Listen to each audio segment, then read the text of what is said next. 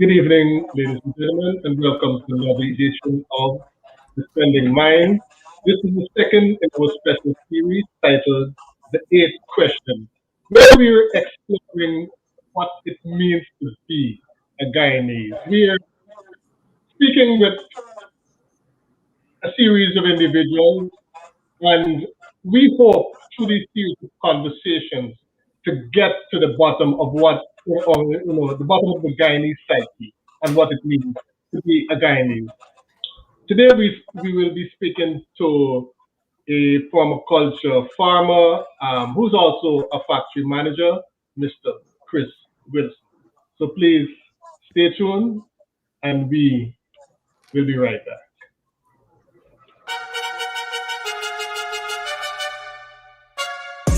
What is knowledge? And how much of it must we acquire in order to better our lives? What makes some forms of knowledge seemingly more advantageous than others? What fuels this desire to learn and to know and to understand? And how much of what we learn is actually applied to the bettering of our lives? Is it necessary to know in order to grow? Join us, a group of former Guyanese high schoolers and our special guests, as we chat about the things we need to know and about education and the process of learning in the tech age. This is The Trending Mind, Friday evenings at 7:30 Eastern Standard Time on Facebook and YouTube.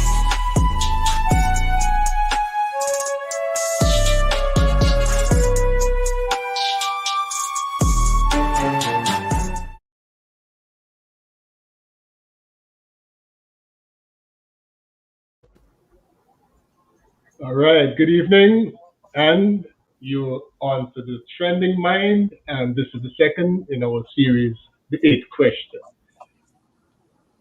My opening question to you, Michelle. Are Guyanese a proud people? Are we proud of where we're from and who we are? Do you find that in your experience that the Guyanese you've encountered, are they proud? Yes.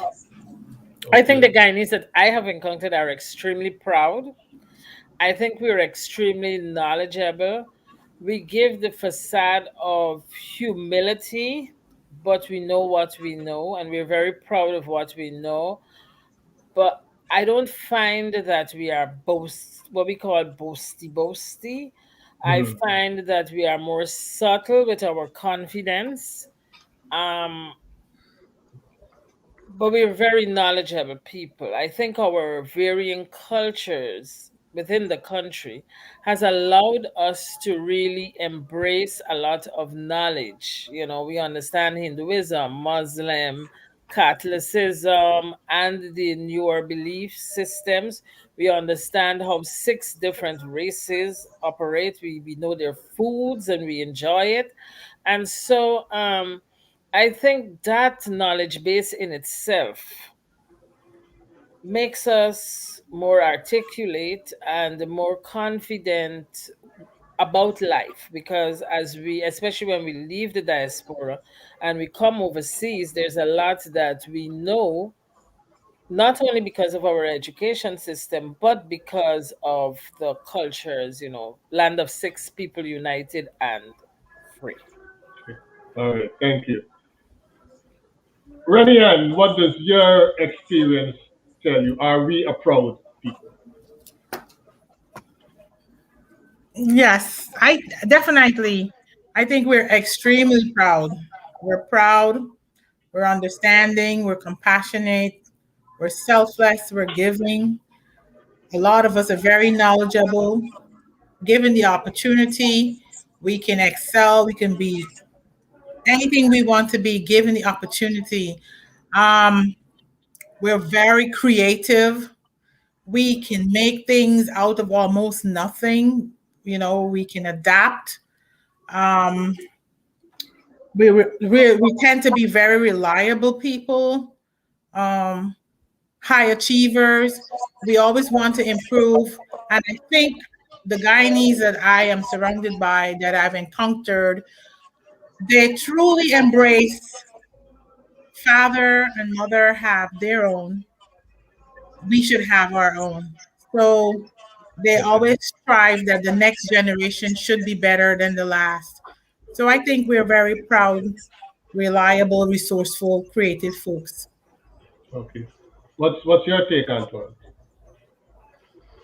I agree that Guyanese are a proud people.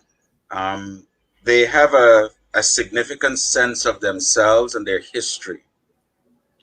One of the issues I have with this pride that Guyanese carry is that it also leads to um, sometimes an overproduction or an excess in ego. But that is not uncommon because, after all, we are part of a more human or global family. So you find that kind of representation in other cultures, in other communities. Um, but I think that the history that we share that makes us uniquely, as Michelle was saying just now, one people, one nation, one destiny, six races coming together under the circumstance that we were brought together or we are forced to be together and to cohabit together has increased and made us that much stronger in terms of how proud we are, what we know, But I who think we that are. the history stronger in terms of how proud we are. I'm getting the feedback somewhere. Yeah, somebody looking at it on Facebook. All Anyway, right, go ahead. so I think that our pride, it's not entirely dissimilar from any other country or any other culture's pride. And one of the things I think that Guyanese have to be proud of is how, despite the politics and how politics has corrupted and contaminated us, is that we are still able to come together and enjoy and share each other's culture and beliefs and enjoy each other's enjoy what each other has what each culture has to offer. Mhm. Um yeah, yeah. Okay. Okay. Thank you. All right. Tonight we'll be talking with Chris Wilson. Now, we didn't get to the eighth question with Chris Wilson. Why? In his introduction, we asked Chris, to introduce himself, and the introduction was very detailed, right? And we found that in just using the introduction, we really were able to, he really brought us into his Guyanese experience. So we thought that, we will share that with you. So here's the first clip from Chris. All right, so we're here with another special guest on the Trend in Mind, and I will let him introduce himself. So go right ahead, my friend. All right. Hello, everyone. My name is Chris Wilson. Well, I was actually born Christopher Wayne Wilson, but I like to tell people my name is Christopher Theophilus Sebastian Harry Pasado Olatunde Wilson. Maybe just to encompass everything that I am. So I was born a couple of years ago, many moons ago, to be truthful, and I attended. I was born in Kitty, actually, in the little village of Kitty, and I was born at lot 62 William Street. As story goes, it was a Thursday night. The rain was pouring, and around 11:30, she felt labor pains, and my dad went through the rain to get the midwife, and I was delivered at home. So I'm a true home boy, home baby kind of thing.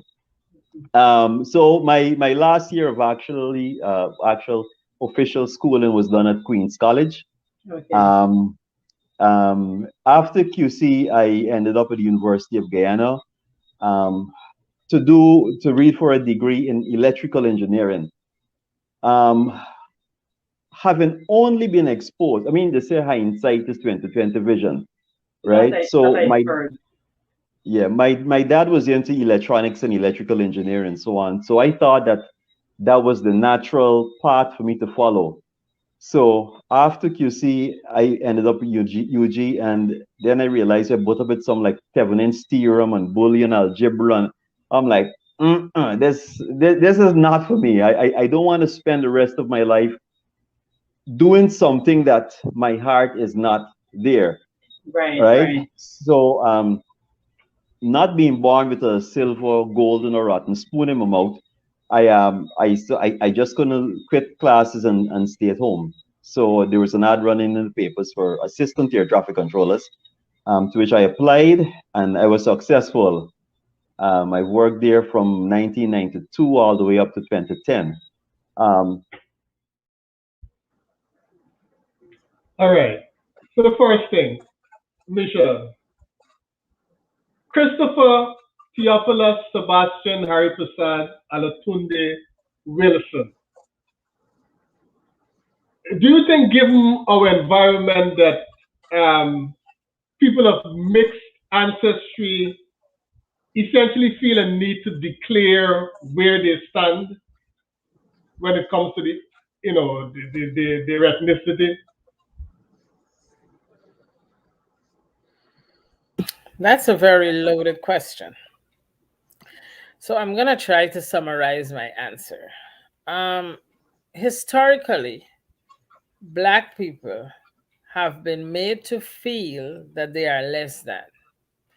We have been made to feel, especially those of us who are not exposed, and even some of us who are exposed, depending on the exposure, that the darker your skin is, the worse you look, the broader your nose, the worse you look. So I have found in Guyana, because the world generally feels that light is right, despite the impact of Forbes Samson Burnham, who taught us that we are who we are and be proud of who we are, there was that period of really being confident based on your academic ability rather than the color of your skin, but lurking in the background, that was always there. So people refer to the hair that can't not be controlled properly because it's mixed up, as, oh, I have pretty hair, or what you mix with. And I had a way of saying I mix with black and negro, and people be like, no, you mix with something. What is it you mixed with, right? And it was supposed to be a badge of honor if you mix up, as people would say, So it's important, in my opinion, for people to suppress that thing, that strength that brought us out of slavery despite what was occurring. That strength that allowed us to rise above everything else, to suppress that because of societal views that if your hair is straight, it's better, if it's light, is this. So if I get a little bit of something else in me, it causes me to become a little more superior than you are, And that was something within the country. It was not so much, it was not so evident during the years of Forbes Burnham, and I don't think people recognize the impact he had. But after and before, it was very important not to really, be black, like, some people say. So yes, there is a need to say I mixed, mixed with black and Hmm. black, because we are Okay. minorities. All right. Thank you, Michelle. What's your take, Antoine? Um, I see this calling all these names as part of his identity, whether it's in jest or it's in seriousness, as both an acknowledgement of the number of different races and cultures that he might inhabit, that might, and I hate to use this word, intersect or converge, that he's a part of. But I also see it as a kind of a mockery of some of the other races that he may not be part of. So you'd be like, let me make them part of me just to make fun of them. But what is interesting though is when we have conversations about name, what does your name say about you? How do you identify with your name? Name is an object of possession. So Michelle is looking at something. So if I call Michelle now, okay, I attract Michelle's attention, which means I have possession over her for that moment. I've captured her attention. So my name is a sense of possession, of ownership over that person's attentions for the moment. But in many other cultural dynamics, names are also important. So we know that among the Indians in Guyana, the Indians who are the result of indentureship, that among the Hindus, you have a person may have 2 or 3 names. One name that is only known among the parents, the pandit, and the child is told that name as they get older. Then there's another name that they're called in the house. Then there's another name that they're called when they're in formal or government situations. So a child may have 3 names, and only the child, the pandit, and the parents would know what the real name is, which is a Hindu name. So the fact that he pulls all these names together in a string can be both homage and acceptance and recognition, but on the flip side, it could be seen as making fun of the number of other names that people carry with them, because he does not identify with those names. He will not use those names on a government form in Guyana because they ain't gonna have enough space on the line for those names. You understand? Does that make sense? Yes, I get you. I get you. But where do you feel that he's leaning to? I listen to him, and while it may sound in jest, um, he seems to want to acknowledge that I'm a cook up child. I got a bit of everything in me. But you see, well, and that is where the whole name thing comes in, because what I'm saying is by pulling all this string of names together, he's pulling a number of different cultural identities together in himself. But if we were to interrogate some of this and break this down a little bit, Mm-hmm. would he be able to really and truly explain or justify why he's pulling these names in? So he's got this whole string of names, one of which I heard was Hari Prasad. Does he know what Hari Prasad means? Does he know where Hari Prasad comes from? You understand? So if he's going to pull this whole string of names together and he's just being flippant or he's being funny just to demonstrate how inclusive or how cosmopolitan he may be as a Guyanese, but how much of that is really and truly, real or just mockery? Mm-hmm. You understand what I'm saying? I get you. I get you. Something you're touching on, Antoine, if I may intercept, is the fact that in our culture, as Black people, I can speak for my culture because I don't know this part of the other cultures. Our name was a name. So your parents get a name, okay? Our identity was lost based on slavery for the most part, but we got a name. And it wasn't, if they say Renita or Renita or Renata, it wasn't that big of a deal. It was what it was, you call a name. But as you study, you become exposed and you understand the importance of a name. I think that's where you are going, because your name is supposed to signify what you represent to the world. Your name is very important. But your name also, Right. And when you're choosing the name, it is important. So if you just pick up my name, it could be seen as a form of mockery right? But we didn't know that at that time. But that's what Very I'm true. saying, that it could be seen as both mockery and homage, because when we call somebody by their name, like I said at the beginning of my explanation just now, it's a sense of ownership, it's a sense of possession. Okay? And I do quite agree with you, Michelle, that the whole construct of names, especially for black people, were colonial driven, were slave driven.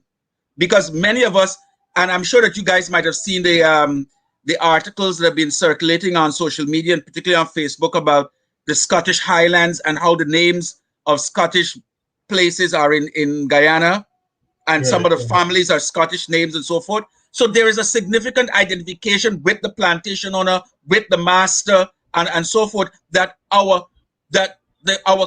colonized names, our Christianized names, completely removed our sense of identity and culture and gave us something that was not ours.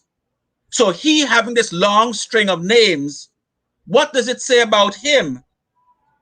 What does it say about what is he embracing or rejecting? Okay. That's Okay. why I come back to, is it mockery or is it praise?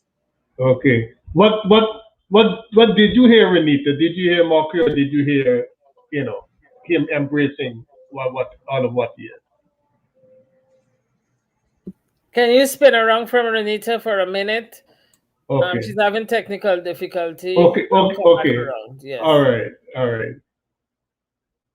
So we'll continue with Chris. Okay, so whilst at Civil Aviation Department, as it was called back in those days, because presently it's now called the Guyana Civil Aviation Authority, I was fortunate to be able to explore a lot of areas. So, for example, I from there I went and did a couple of months in the GDF, in the Officer Cadet Corps. Realized that maybe that's not what I wanted. I opted out, but fortunately for me, my resignation hadn't been processed. I was able to get back in. Whilst there, also, I ventured a bit into music. I always like music, but I'm totally tone deaf. I can't sing to save my life. So Like, I came up. I not well. I believe fundamentally I'm creative. So there must be an avenue to express that creativity. So not being able to sing like Michael Bolton or James Ingram or men of those ilk, I said, you know what can I probably do and still be creative? So I thought of rap. So at one time I thought of myself as a rapper, but it wasn't in a comfort zone. I wasn't comfortable, the slangs and the things. So I said, now that you'll be a bogus rapper. But I love soca, right? So whenever there were like soca shows and so on, I would make myself present. there So is. I kind of I started I merged I believe what it's called now, the genre is rap so, or that's what Okay. Birchmore would call it. So kind of rapping where you don't need much to keep in key, so to speak. Well, Right, to right. a lesser extent. So I did that for a number of years actually. I used to participate in the Carib Soca Monarch competitions. I always got in, but I never got any place because, of course, I can't sing. But I did it just for the heck of it. Adrian Dutchin, back in those days, he was part of a group that they called Seven. Seven said that they were an R&B group. So I had an idea for a song that I did called Buxton Spice. And Mm-hmm. the hook that I had for it, it required some amount to singing. And because I can't sing, I said, well, the next best thing to do is have some people who can sing. Right, right. So yeah, having known Adrian and Delroy and a couple of the other fellas, I said, I want you to like just give me a little backup in the studio for the hook. Adrian said, no, we're an R&B group. We don't do that. I said, man, boy, just try it. You know what I mean? So we went into the studio, cross colors, and we did Buxton Spice. We went on to win Road March for that year. All right. Renita, you're back with us.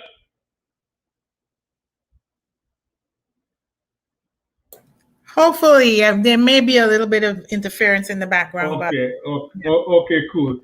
As you listen to Chris's journey, do you think that maybe if you were still living in Guyana, if after school you had remained in Guyana, that you would have had that kind of journey where you have a sense of what you want to do, you have the ability to do more than a few different things, but given the nature of the country, you can't seem to settle. Do you think you would have had a similar journey?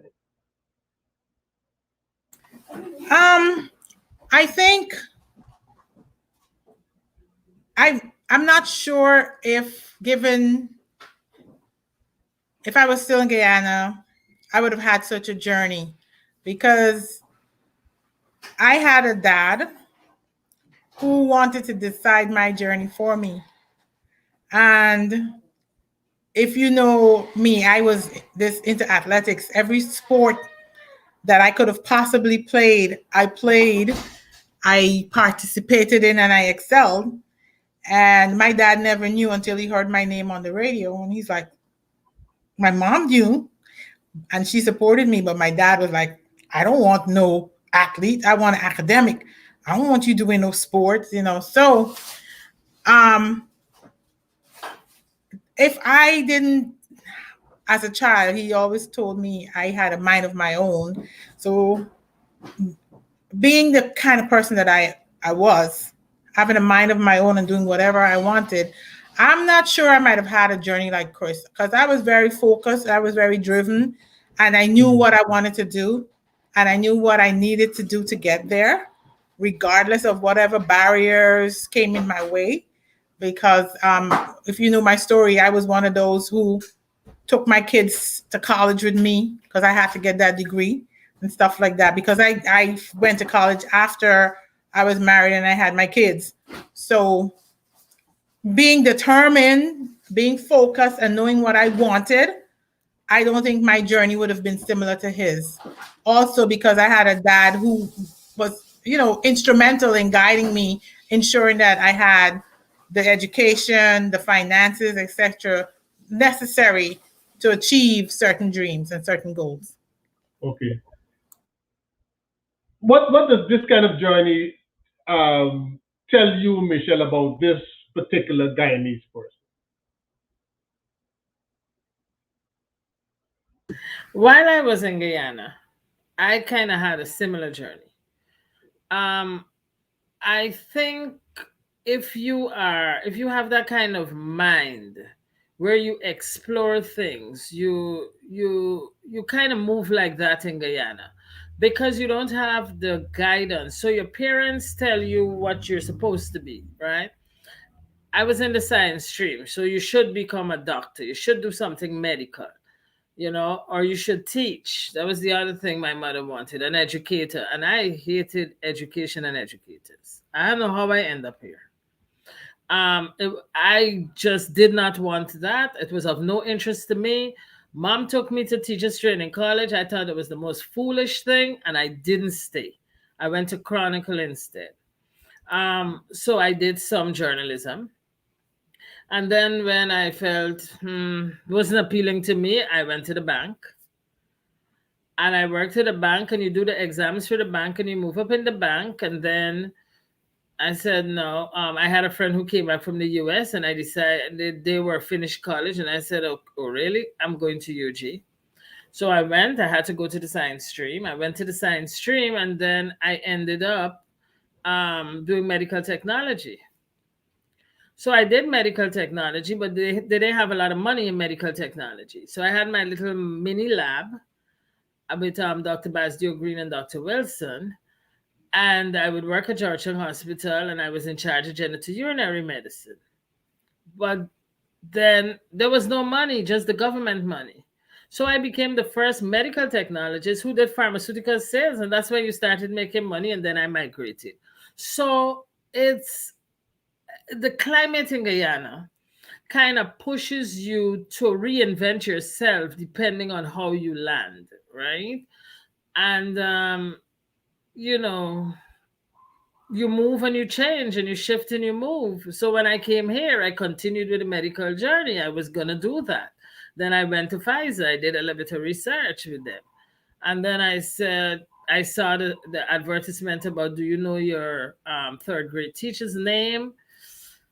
And I said, boy, you know, the way these kids are coming into college, they're so low because I was doing an adjunct thing at the college. I said, they're so Mm-hmm. low, you know.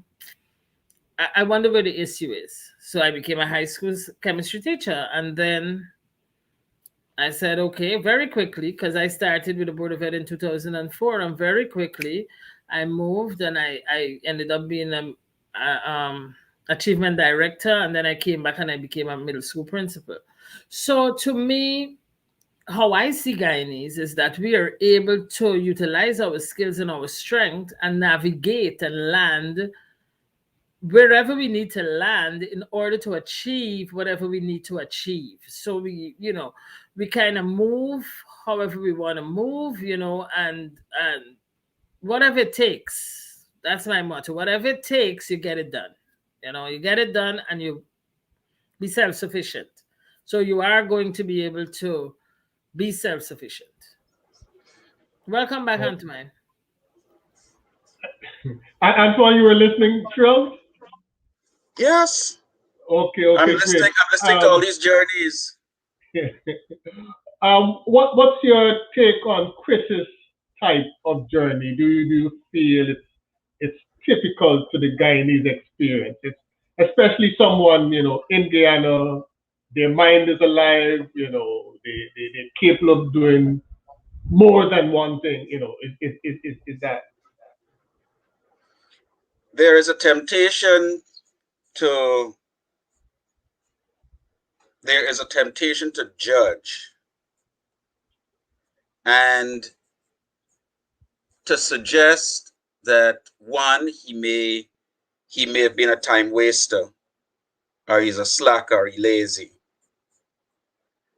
There may be a temptation to judge and to suggest that he may or may not have had the economic wherewithal, the means to achieve or do what he would have liked to do, or what his parents or so might have wanted for him to do. But one of the things that I could hear in his journey is an experience that we all go through. Michelle just shared hers. Rennie shared hers. We don't know yours, but I have had a similar journey. And one of the things that I've come to learn is,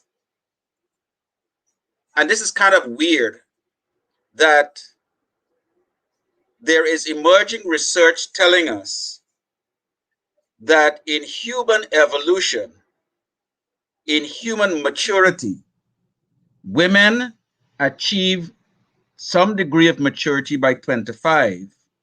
Men achieve maturity by 40. And maturity is consistent with the development of the prefrontal cortex in their brains. And so between, but here is where the discrepancy comes in. Because humans have the longest maturation process in any of the animal species. We go up to 25. We are from 0 to 25. So what happens between 25 and 40? 25 and 40, especially for men, is when we try out all sorts of things. And then by 40, 45 is when we start settling down. And so what I find interesting about his journey is that over the years, the different things that he tried, he could be easily accused of being a failure. He could easily be labeled as a ne'er-do-well, as a time waster, as he ain't know we want. He's a big man and he still ain't know we want. You have some adults, you have some 40 and 50-year-olds who may still be in that kind of, because they have not seen or felt or identified what it is that they can say, this is what I am comfortable in. This is what I'm comfortable doing. As it is where they can find their place in the world, not just their place in their family, not just their place in the community or the society or the country, but their place in the world, in the larger context. And I think what is important is that he went through all these experiences to where he is today, because each of those experiences prepared him, educated him, informed him for where he is today. We don't know if he's going to stay where he is or how long he's going to remain there in this in whatever his field of endeavor is today. But whatever he moves towards next, it's all cumulative and progressive. Does that make sense?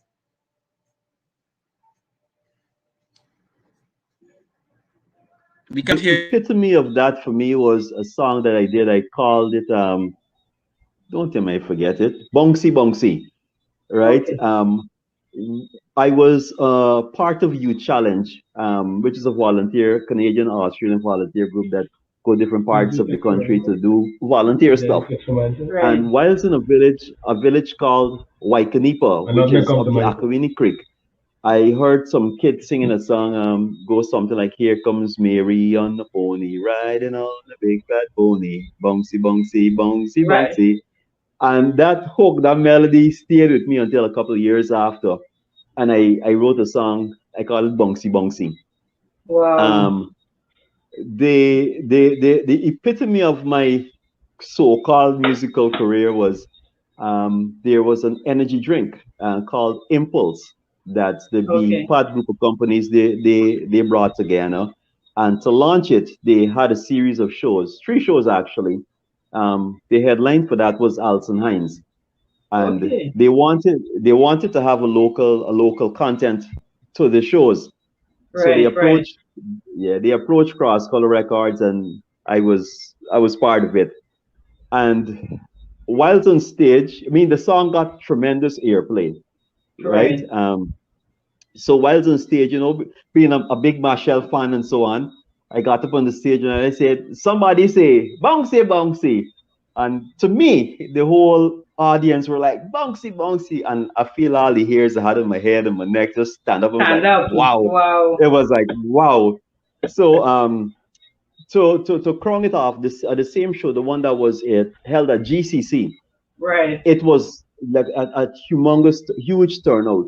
And after my performance, the performance was short. I think maybe it was 60 seconds because he had a time slot for all the artists. Right. Right. So when my time, I mean, I think I went over a bit, I mean, get into the swing and just like, I forget about the time.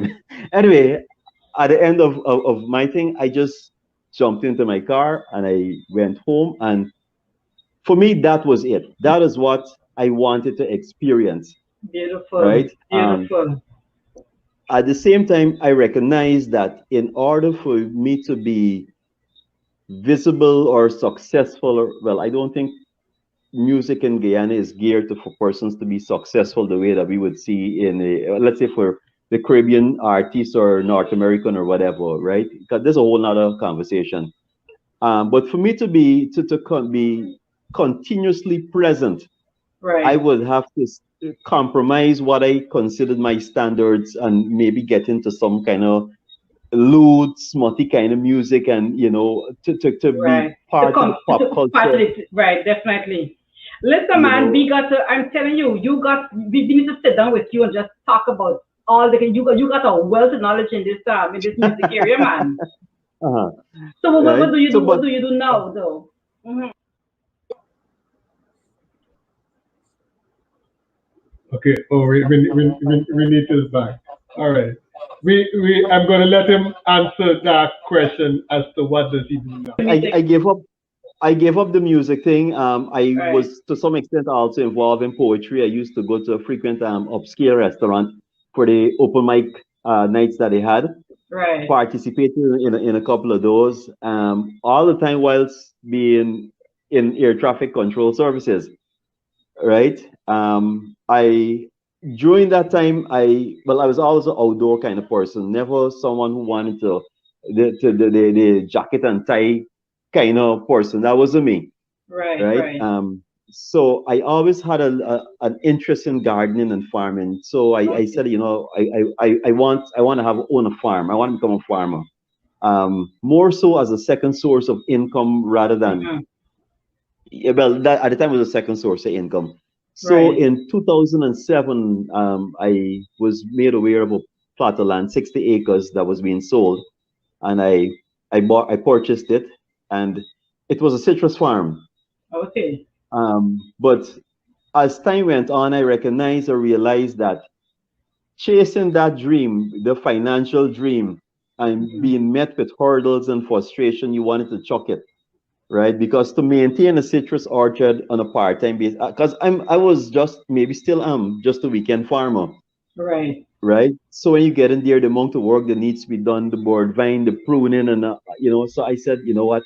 I This recognize is that a you full do time. any, it needed full-time attention, right? And I could not afford to give it full-time attention.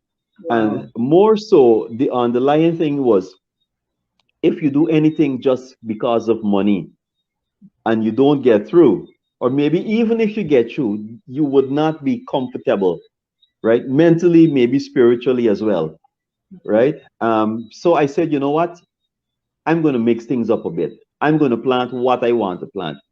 Fortunately for me, my job, my day job, pays me enough where I can indulge in In experiments money, in terms of what in terms of ex, what would be the best crops for a given season or whatever.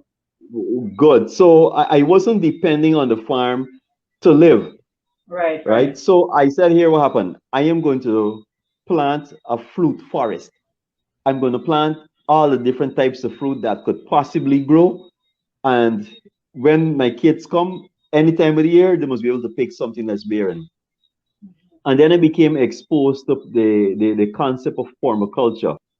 Permaculture basically is two words put together. It's been in existence, the concept that is, by all, I would believe probably since the Garden of Eden, because no one was cultivating anything. No one Right. was Right. indulging or practicing monocrops, right? It was more of a forest garden where everything grew. Right. So I got exposed to permaculture, some of the concepts, and so I've been going more towards that sort of earth care rather than Mm-hmm. just chasing money. And to give you a brief example of how this works, if you look at, let's say you take 100 square foot of land in the forest in Guyana, or anywhere that's not so much, man has zero input. Within that particular area, you will find not one type of plant growing. Mm-hmm. You'll find, I wouldn't want to say hundreds, but dozens. And what is happening there? There's a synergy between the different types of plants, right? Because no Right. one goes into that piece of forest or piece of bush and have to apply fertilizers, weedicides, herbicides. Well, weedicide and herbicide, the same thing. Mm-hmm. Pesticides, right? It's Mother Nature takes care of all of that, Wow. right? Okay. So basically, permaculture is trying to mimic that. I started to say permaculture is two words that was recently put together: permanent agriculture, right? Okay. So you have permanent culture, right? So if you do companion planting, so for example, any tree that bears a pod takes nitrogen out of the atmosphere and puts it into the soil, making it available for other plants. Hmm. Now, nitrogen is urea. So if you have you set up your farm or your garden in such a manner, and nitrogen fixes are from Bora to Pigeon Peas to Mora to Wallaba to Whitey, Right. it's the amount of nitrogen fixes they are is like amazing. And Right. nature has And so that created goes into and then that goes into the soil and enriches it too. Like you said exactly, today, all the things. Right. Right. right. So Oh wow. when right, how the trees are also structured, you might have some trees with a deep root system that goes deep into the earth to bring out minerals that a plant just next to him cannot really access, and he's going to shed his leaves and provide that nutrient to that other plant, Yeah. right? So there's no need for fertilizers and weedicides and herbicides and all these. All right. what what for me was intriguing about that, Michelle, is his journey, unlike your own. His journey took him back to the land. All right. What's your take on that? So I think that's where he found that he had skills. I agree with a lot that he has said, and I myself do like planting and the ground, and I have my farm there. Um, Not a big farm, but I have my whole yard planted up, and then some fish. Um, I do the same thing. If I plant borer in this area this year, I plant my callaloo there because callaloo needs the nitrogen from the ground, while borer puts the nitrogen in the ground, and so you rotate the crops. That is an old way of farming a long time ago, and he's also looking at the shades that you can get, so it would prevent certain things from coming. I think he's an agriculturalist at heart. That's what he enjoys doing. And I think it is very good in life when we can get to a field, whatever it is, to experience joy within our career, however we choose, whatever we choose, because it gives you a different type of living. So Okay. while it isn't um, forced, I would consider my career forced to some extent. While it wasn't forced, is what you want to do. So you get it, but you find joy in it and you make money from it. And what better way to live? Okay. What better way to live? Antoine, as you would have listened to the earlier clips, and air traffic controller, poet, soca artist, and he's going on this journey. Would you have predicted that he would have gone back to the land? He would have arrived at the land. No, I couldn't predict that, and I wouldn't have dared to predict that. I am content to know that all these different places that he's been, all these different life experiences that he's accumulated along the way, may have prepared him with the discipline and a knowledge base that he can now employ in what he's doing. And it sounds from what he's saying is that he has now found his niche. He has now found his place in the world. How old is he now? How long has he been doing this permaculture? And that may then justify or confirm or affirm actually my earlier comments about our evolution and about our maturation. And so he may have now arrived at the place where he is content because all the experiences that he's had before prepared him for this. Now, we're also aware that one of the aspects of that is important for mental health is our relationship with our natural environment. So, where is the book? Anyway, there is this guy who wrote about getting energy from the trees around you when you're out in the open. And it is possible to consider that, and they actually say it, that being out in the open and enjoying nature is a way to be able to address anxiety, to reduce anxiety, to reduce stress, and it also helps to alleviate or relieve depression. And so it is possible that after having all these number of different experiences that now have taken him to this 60-acre plot, and then deciding how he's going to integrate that 68-acre plot, that he now gets to return to the land, because fundamentally, isn't that who we are? We are people of the land. Humans are people of the land. we have been removed and removed ourselves from it, and how have we suffered because we have been removed from it. We, the four of us at least right now, live in a technically in a concrete jungle. How often do we get out into the open and enjoy the clean, fresh air? How many of us put our hands in the dirt without having to put on gloves because we are afraid of our nails? But the whole concept of returning to the land is something that is inimical to us as humans. It's because it's where we know we get our sustenance, where we get our strength, our energy, where our food comes from.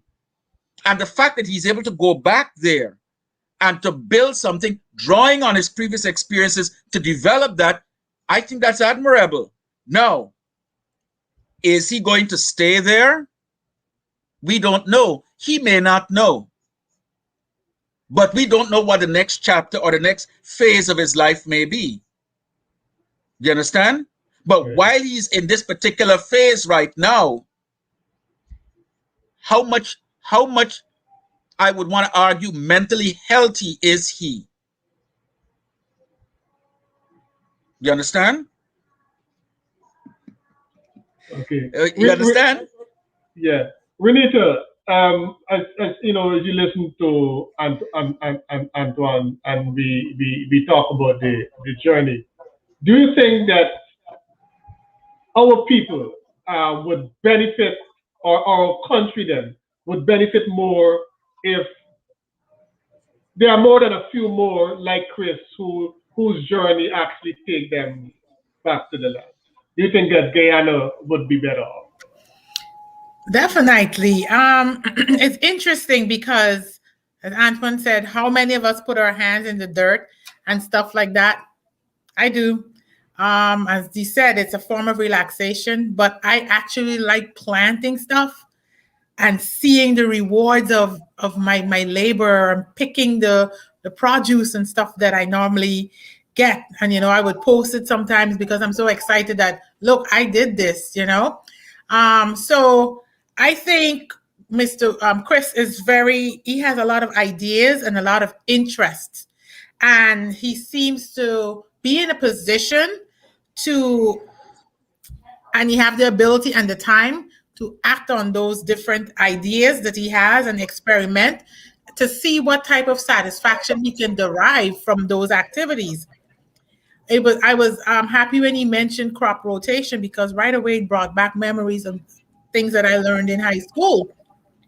If you plant legumes, all the things that he talked about, legumes and peas and all the different things, which bora is a form of that, peas, that puts certain nutrients in the ground.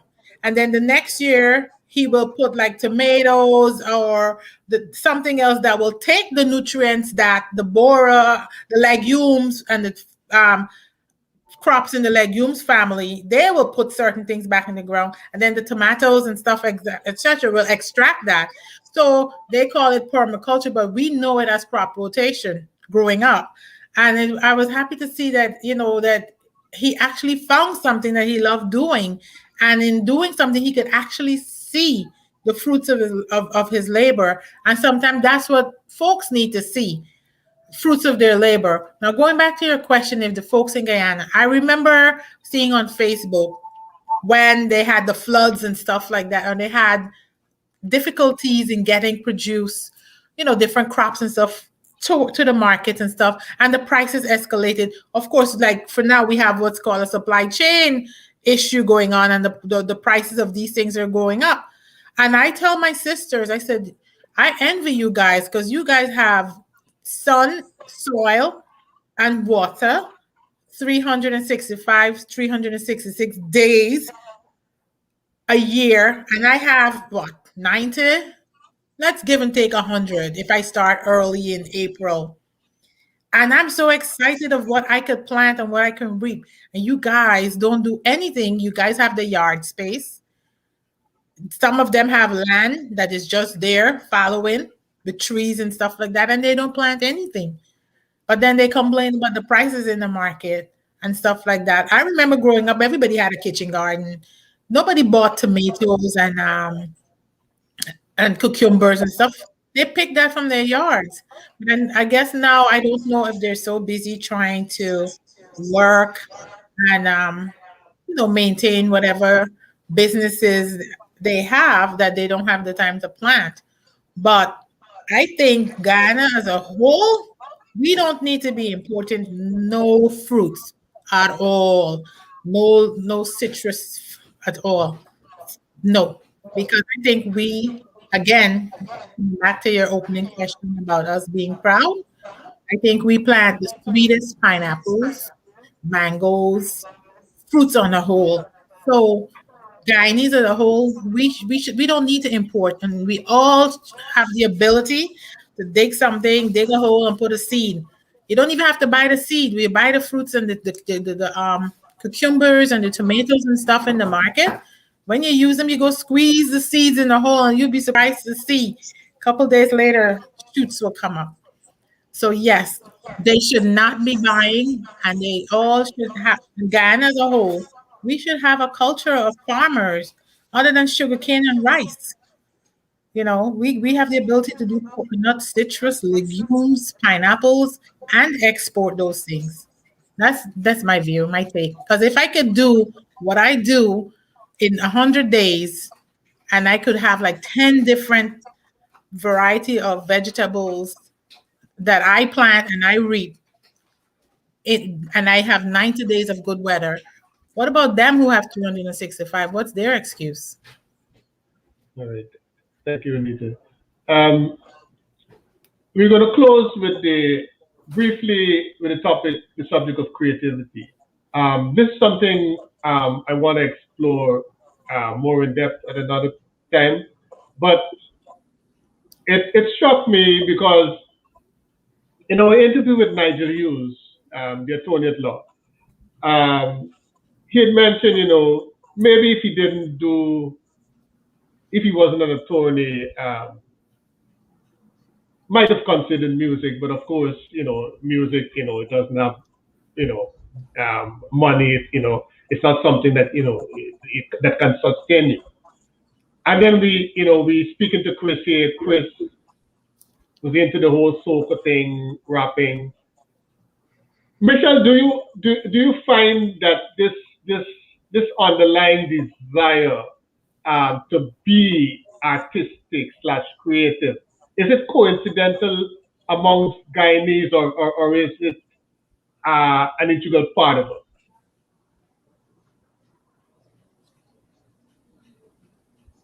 Um, so from my experience, even dealing with other cultures, I think it is very prevalent among Guyanese. I feel as though in Guyana, quick experience. When I started to teach, I was in Erasmus at a school in Erasmus, and it was my second school in New York City, and they were keeping a celebration for the kids. So I said to the teacher, they're not even going to decorate the place for the kids. We're rewarding kids who did well. And the principal made some kind of flimsy certificate and invited the parents into the auditorium.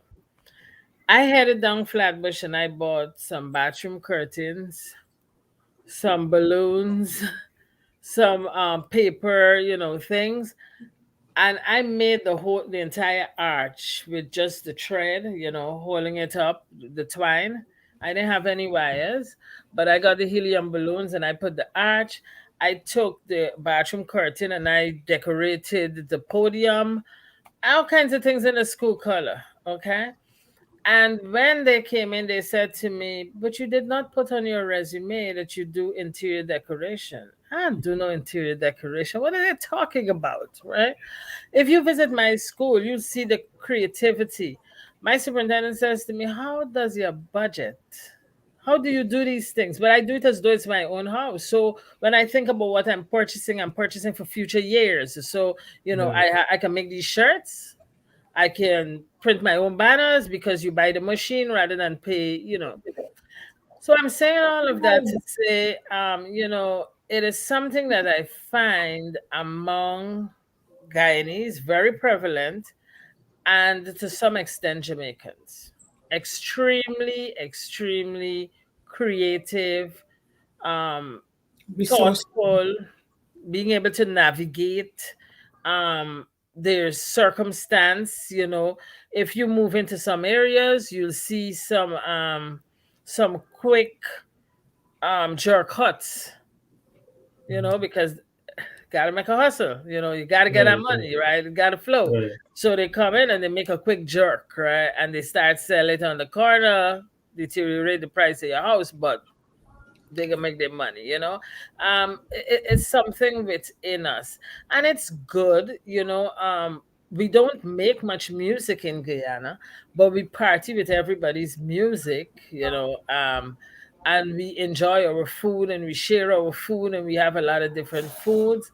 But I think because parents didn't push that art a lot, as Black people, I feel as though we wanted our kids to do better than we were doing, and we kind of moved them, or we thought we were doing. We moved them away from agriculture and we moved them away from the arts because we felt as though, you know what, they need to be a doctor, a lawyer, whatever. Those were the careers, right? But the human experience is really based on your creativity, your love of right. the earth, this air you breathe, the sunshine, your movement. When you're dead, you stay one place. When you're alive, you move. So those are the experiences that really make us feel like we're living, and we were stifled of it to some extent. Okay. Thank you, Michelle. Antoine, I'll close out with you. Like I said, with different parts, Chris Wilson, Nigel Lewis, very, very different parts. But one thing they share was this urge towards the creative part. Like I asked Michelle, do you think it's incidental or accidental, or is it an inherent part of us? So I will answer your question in three parts. Mm. The first part, I'm going to go back to Michelle and I will just literally advise Michelle that when you're dead, like I'm on the other side of the freezer, I'm still working, I'm still busy. The other thing that I wanted to share That's you. is, When you get busy, come look for me. listen, I'm not a vampire, so hold on, girl. The other thing that I want to share with you guys is the definition of what permaculture is.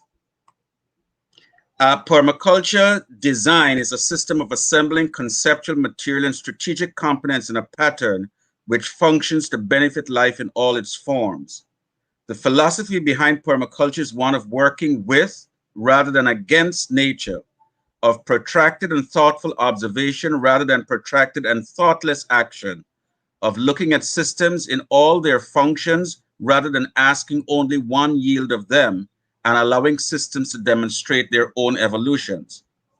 Permaculture, the word coined by Bill Mollison, is a portmanteau of permanent agriculture and permanent culture, is the conscious design and maintenance of agriculturally productive ecosystems which have the diversity, stability, and resilience of natural ecosystems. It is the harmonious integration of landscape and people, providing their food, energy, shelter, and other material and non-material needs in a sustainable way. Without permanent agriculture, there is no possibility of a stable social order. So I just thought I'd just provide that as a definition for the context for us for this conversation that we were Yeah, talking yeah, with Chris about what permaculture is. One of the things that I've come to read recently is how trees communicate by their roots. And they actually there's an extraordinary network underground that trees use for themselves. And tapping into that helps us as well as helps them. On the aspect of creativity, each of us has the ability to be creative. We can make anything out of something, okay? Or something out of anything. But I think that Guyanese, like many other people throughout the world, throughout the Caribbean, are innovative, are ingenious, and they can turn something. We say that necessity is often the mother of invention. So therefore, when we need something, we will create something for it. Okay? The fact that he is able to turn and do anything and be creative about it, I don't think it's extraordinary or special, because we are all capable of that. And I give you an example. One of my friends, and I know this is being heard in Guyana, Francis Michael Bailey, who's on Facebook. I met Francis when he interviewed me for Channel 67 back in 2015 at a BV studio.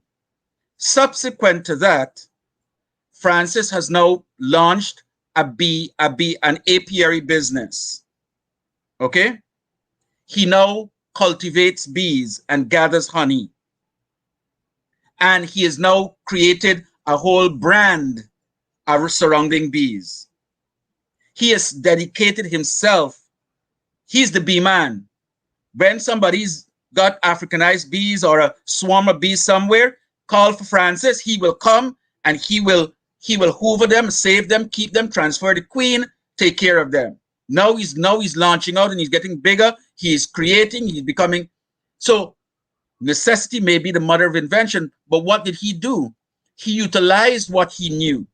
He went into an area that's something that he saw that nobody in Guyana really was focusing on, and built a business around that. So innovative, creative, ingenious, yes, all of those things. And we all have them. The fact that we are sitting here is a product of your own creativity and ingenuity, Andy. Okay? Michelle just talked about what it was like when she see a drab-looking classroom, she goes out, gets the stuff, come back and decorate. Okay? Because we all have that. It's part of who we are, because we know that if we can make our external look good, then our internal feels better. And it's all about how can I make myself feel better in relationship to my external. Does that make sense? Yeah, we get you. All right. Thank you, Anton. All right. Renita, if you have any closing words, you can give us and then just close us out. Yeah, I got me I looking here like agree. Mr. I Miyaki. agree with Michelle and Antoine. We are a very resourceful. I don't know why there's an echo. We're very resourceful and flexible, creative people. I remember when there was a shortage of flour, people started to create all kinds of products from cassava and yams. We created all rice flour, and Guyanese would sustain themselves. When the fruits stopped coming from overseas, they used the 5 finger and they made fruits for Christmas. I saw my mom. My mom was a executive secretary at one of the ministries in Ghana. When she came home Christmas time, she made her own curtains. She made a carpet. She made her own cushions. She made her own chair backs. And she would cook on the planting and stuff like that, the gardening and stuff that she did. And then Monday to Friday, she put on her heels, her suits, and she was a very creative woman. And my sister and I think we got that from her, because my sister now has her own side job that she does. She creates some awesome things for Christmas and other holidays that she sells. Myself, I love interior decorating and I love landscape designs and I love digging in the yard. And I would go to a couple of my friends' home and so what could we do in the yard? And I would say, okay, you get this plant, and we actually get the plants and we plant them ourselves. If you ever come to my home, you'll see my garden. All of my landscape I do myself. And I know that I am barely touching the tip of the iceberg. I know Guyanese, we are very creative, extremely creative. A lot of my friends, they're all gardening during the summer, and everybody's showing their products, the work, the fruits of their labor. So, like I said in the beginning, I know Guyanese are very proud, resourceful, adaptive people. Push us in a corner, we'll find an opening. We'll create an opening. Block us in, we'll find an outlet. We have been doing it for years and we will continue to do it for years. It might look like we accept a lot of things, but when in fact we are planning, deciding how are we going to get out of this jam this time. So, in closing, I'd like to say our Chris, he showed that the journey is never always a straight line. There's always detours here, there, and everywhere. But if we were to give up the first time we fail, if we were to give up the first time we reach a barrier, if we were to give up the first time the doctor says, this is it, there's nothing else we can do, we will not, as a human race, as a people, be where we are at this time. So to me, him taking all those different routes to finally get where he is now, who knows, as Antoine said, he might leave that, but him taking the different routes, he learned something valuable along the way that he is able to create and be productive in whatever he does at his next stop. And who's to say that he is wrong, So in closing, I would just like to thank Chris Wilson for his insights. Thank our viewers, all those who took time off to comment and to participate. Dr. Michelle, Antoine, thank you so much again for sharing your views and giving your inputs towards Chris's interview. And hopefully we will be here again next week with another interesting topic and another interesting interviewee and another interesting interview. Thank you, everyone, and have a good night. And please stay safe. Okay. Good night, one and all. Good night, everyone.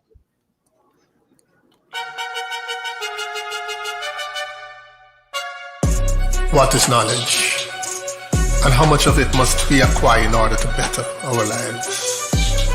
What makes some forms of knowledge seemingly more advantageous than others? What fuels this desire to learn and to know and to understand? And how much of what we learn is actually applied to the bettering of our lives? Is it necessary to know in order to grow? Join us, a group of former Guyanese high schoolers and our special guests, as we chat about the things we need to know and about education and the process of learning in the tech age.